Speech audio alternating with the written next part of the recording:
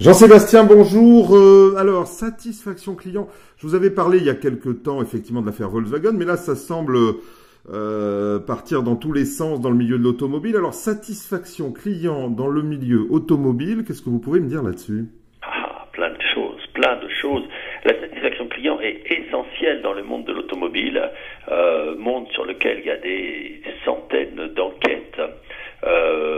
Il y a des établissements, même aux États-Unis, qui ont des panels qui sont faits à partir des cartes grises des véhicules. Donc, à chaque fois que vous déposez votre carte grise, ces gens-là vous identifient, puis ensuite vous appellent pour vous poser des questions, savoir si vous êtes content ou pas, qu'est-ce qui pourrait s'arranger. Donc, on a des choses très précises dans l'automobile. Et ce qui ressort, c'est que la différence sur le moyen long terme est extrêmement importante entre les sociétés qui ont des niveaux de satisfaction client élevés, à l'image de BMW, et celles qui ont des taux de satisfaction client très bas. On pourrait citer Peugeot et Renault ou Fiat en Europe. Mais la satisfaction, là, vous dites BMW, la satisfaction, elle se fait par le prix, non? Il faut être riche pour être satisfait? Ah, mais pas du tout. Mais alors là, vous vous trompez.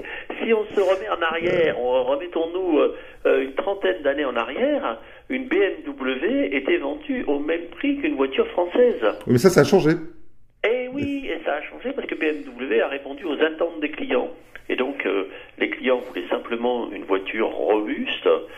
Donc, les BMW, c'était une caisse à moteur et puis un véhicule qui était considéré comme robuste. Et donc, au fur et à mesure des années, comme il répondait aux attentes des clients, et ça, vous le savez, c'est pas à vous qu'on va l'apprendre, je vous l'explique, en long, en large, en travers, une entreprise qui répond aux attentes du client peut monter ses prix.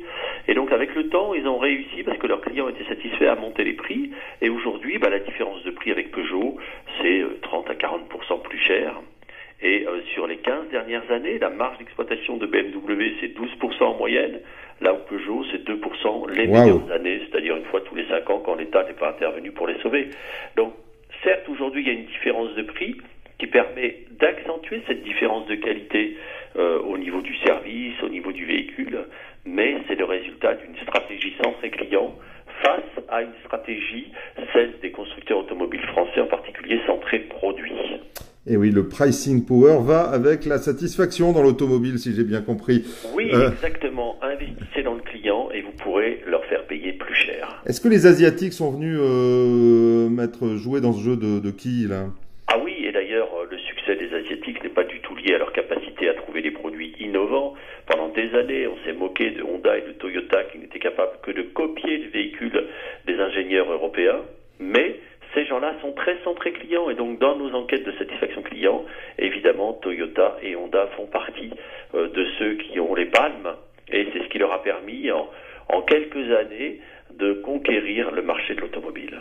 Très bien. Quand on regarde satisfaction client, on est mondial quand on parle d'automobile. Est-ce que vous allez faire des enquêtes un peu partout? Moi, je rentre d'Asie. Est-ce que vous allez demander aux consommateurs asiatiques sa satisfaction? Est-ce que c'est la même que celle de l'européen? Alors, pas du tout. Il faut savoir que d'un pays à l'autre, les niveaux de satisfaction client sont très différents. Pour des raisons culturelles, les Français, à l'image, à votre image par exemple, sont beaucoup plus râleurs que les Asiatiques. Ah non, c'est à votre image à vous, ça. Hein. Des choses. Les gens d'Europe du Sud sont beaucoup plus optimistes. Les gens d'Europe du Nord sont plutôt aptes à donner des avis positifs. Enfin, vous voyez, d'un pays à l'autre, ça change complètement. Et les attentes même des clients par rapport aux mêmes biens sont différentes d'un produit à l'autre, donc d'un pays à l'autre. Donc c'est pour ça que c'est très important de pouvoir faire des enquêtes dans le monde entier. Aujourd'hui, avec Internet, c'est vraiment devenu beaucoup plus facile. On a pu aller interroger les gens et on a cette capacité d'avoir des panels qui regroupent des dizaines de millions de personnes à travers le monde et qu'on peut interroger à chaque fois sur des choses très spécifiques. Très bien. Alors, on arrive très concrètement dans votre portefeuille. De l'automobile dans votre portefeuille aujourd'hui? Tout à fait. Aujourd'hui, nous avons un peu d'automobile, notamment à travers BMW, qui reste leader en termes de satisfaction client, et aussi les deux marques japonaises dont je vous parlais, Honda et Toyota. Vous n'avez pas acheté Ferrari, dites-moi? Non, parce que pour l'instant, nous n'avons pas d'enquête de satisfaction client sur Ferrari qui nous laisse penser que la société est en croissance. L'actif client chez Ferrari est un peu petit. Alors, je pense qu'ils sont contents, les clients Ferrari, je l'imagine. En tout cas, merci Jean-Sébastien. Je voulais juste conclure sur ce que vous disiez tout à l'heure, que vous êtes souvent mon maître à penser et parfois mon maître à râler.